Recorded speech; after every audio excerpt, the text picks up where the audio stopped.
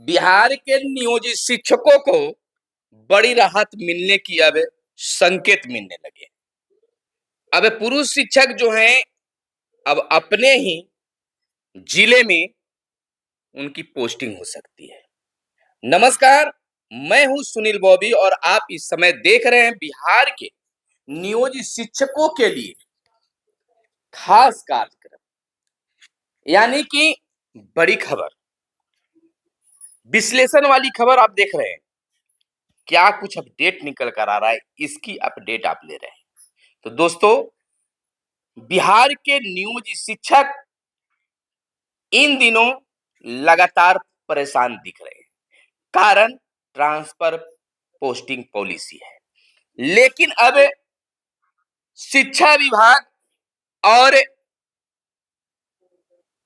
सत्ता पक्षधारी नेता, यानी कह सकते हैं सत्ता पक्ष के बीच ठन सी गई है, जहां जीवन Kumar, Naval Kishore Yadav transfer posting policy पर उंगलियां उठाना शुरू कर दिए हैं, आवाज उठाना शुरू कर दिए हैं।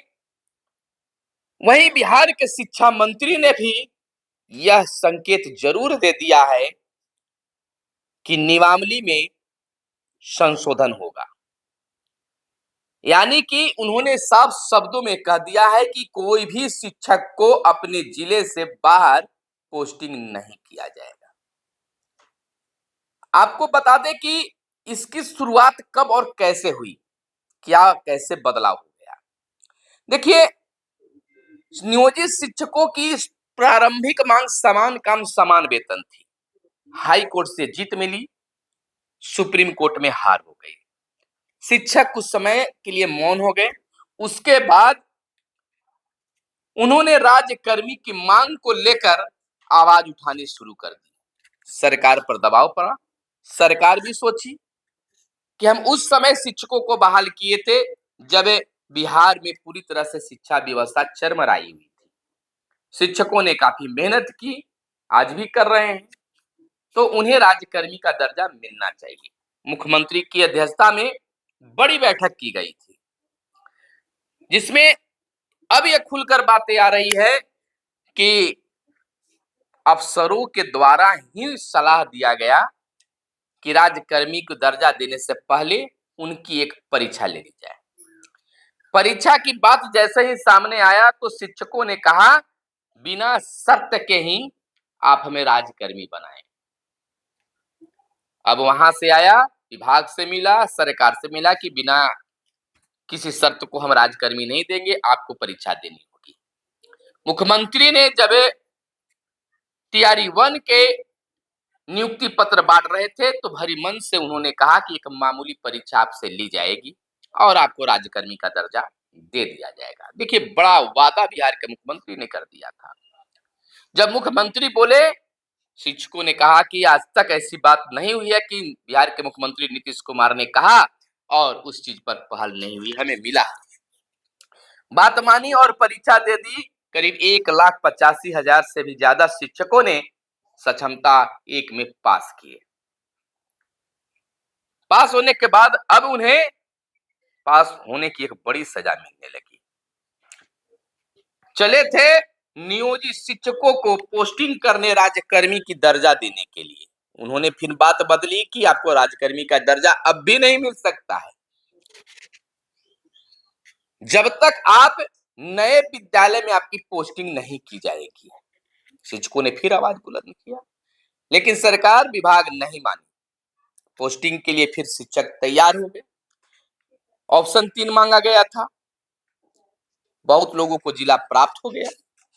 जब देखा गया कि अब तो शिक्षक खुश हैं, कह रहे हैं कि हमको अपना जो जिला मिला उस जिला में हम रहेंगे, जाएंगे। इस बात को शिक्षा विभाग को नागवार गुजरी और फिर से नियम में बदलाव कर दिया। नियम में यह बदलाव किया गया कि अब आपको जो जिला मिला है या जो आप सक्षमता में नंबर लाए हैं, उसका कोई वैल्यूड ही नहीं रहेगा, कोई उसकी मान्यता ही नहीं रहेगी। अब आपको फिर से नए ऑप्शन देना होगा इस शिक्षा कोष पर। बातें लंबी चली, कमेटी बनी, बहुत कुछ हुआ। शिक्षक को आशा था कि गृह प्रखंड को छोड़ दिया जाएगा और दूसरे प्रखंड में हमको तबादला किया जाएगा।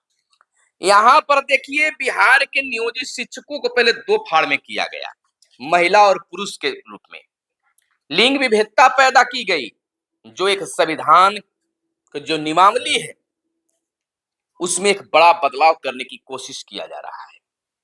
कोर्ट में जब यह मैटर खुलेगा तो निश्चित तौर पर विभाग को किरकिरी होना तय है कि आखिरकार एक ही शिक्षक को महिला और पुरुष में आप बांट रहे हैं, यानी कि आप एक दूसरे में झगड़ा लगा रहे। इतना ही नहीं, विभाग रुकी, चले थे बिहार के नियोजित शिक्षकों को नए स्कूल में पोस्टिंग करने, तो वाहवाही लूटने के लिए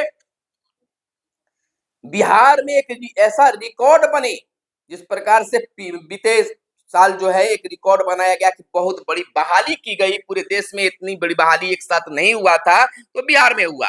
अब एस सिद्धार्थ साहब यह रिकॉर्ड बनाने के फिराक में है कि एक साथ 5 लाख 6 लाख शिक्षकों का हमने तबादला कर दिया। ये रिकॉर्ड बनाने के फिराक में शिक्षकों का शोषण हो रहा है। तो चले थे बिहार के नियोजित शिक्षकों को पोस्टिंग करने और ला दिए बीपीएससी से बहाल शिक्षकों को ट्रांसफर की नीति भी, सबको एक साथ जोड़ दिया। तो यहाँ देखिए बीपीएससी से शिक्षक बहुत सारे ग्रामीण क्षेत्र में चले गए, उनके लिए तो खुशी होगी कि वो अपने गृह जिला, गृह प्रखंड या गृह पंचायत में भी चले जा सकते, उनके लिए कोई रोक नहीं है। नियमित शिक्षक के लिए कोई नहीं रोक है, ऑप्शन दिया जा रहा है। क्या गुनाह किया था सरकार की बातों को मानकर नियोजित शिक्षक? यह अब सवाल उठने लगा है कि अगर सरकार की हम बात मानते हैं तो हमें सजा मिलेगी, अब तो यही प्रतीक होता है। तो चले थे नियोजित शिक्षकों को पोस्टिंग करने, अब बात आ गई बीपीएससी से बहाल शिक्षक, नियमित शिक्षक के ट्रांसफर को लेकर, और उनमें भी चॉइस दिया गया है, आप चाहते हैं तो पोस्टिंग लीजिए, नहीं चाहते तो पोस्टिंग नहीं लीजिए। एक बहुत बड़ा नियम में संशोधन उनके लिए कर दिया गया। 2 सालों का जो उनका खास समय होता है सर्विस में, उसको भी वो दरकिनार कर दी, साल पूरा भी नहीं हुआ और उनकी ट्रांसफर की नीति ला दी।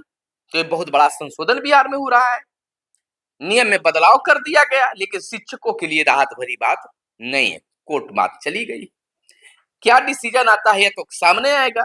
फिलहाल जीवन कुमार, नवल किशोर यादव जब हम चलेगा, यानी कि सदन चलेगी, तो यह फिर से सदन हंगामेदार रहेगा, वह भी शिक्षकों के मुद्दे को लेकर। एक तरफ शिक्षा मंत्री कह दिए हैं कि शिक्षक अपने जिले में ही रहेंगे, और दूसरे ये कर रहे हैं इस सिद्धार्थ साहब कि शिक्षकों की हर बात मान ली गई। कौन सी बात मान लिए हैं, यह शिक्षक के समझ से परे शायद।